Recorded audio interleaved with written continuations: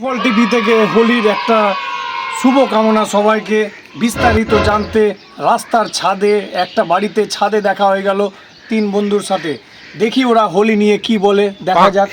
আচ্ছা, আপনাদের হোলিটাকে কেমন ভাবে উপভোগ করেন? Happy Holi all guys.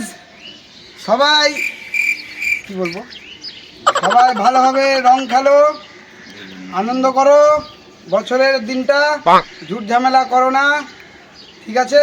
বাকিটা আমাদের স্যার বলবে। আচ্ছা, আজকে যে আমি বলতে চাইছি যে আজকে তো সারাদিন একটা দোকান বন্ধ আছে, তো ওই ব্যাপারটা নিয়ে একটু কিছু বলা হোক, কি বলছেন?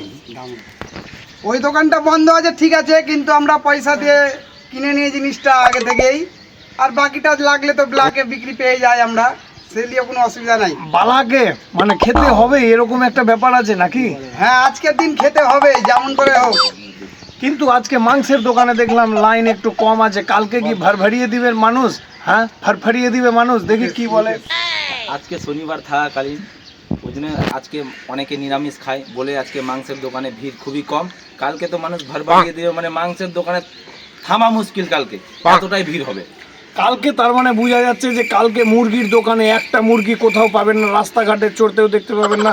ছাগল, বকরি, পাঁঠা থেকে শুরু করে সব অল কি একবার উড়িয়ে দিবে সবাই। কালকে যে যারা যারা খাসি পুষছেন ভাবছেন তারা বাড়ি থেকে ছাড়বেন না কালকে, কারণ রোববার আছে, আজকে শনিবার, তার জন্য অনেকজন হোলি মানাতে পারেন ঠিক মতন, মন খারাপ করে পড়েছে।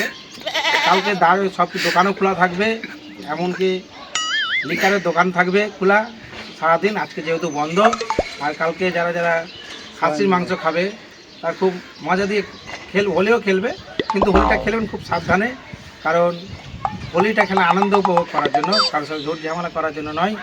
একে অপরকে নিয়ে আনন্দ করে হোলি খেলবেন। সবাইকে হ্যাপি হোলি, অনেক অনেক শুভেচ্ছা। ধন্যবাদ। সুপার টিভি থেকে আপনাদেরকে স্বাগত, নমস্কার। হ্যাপি হোলি।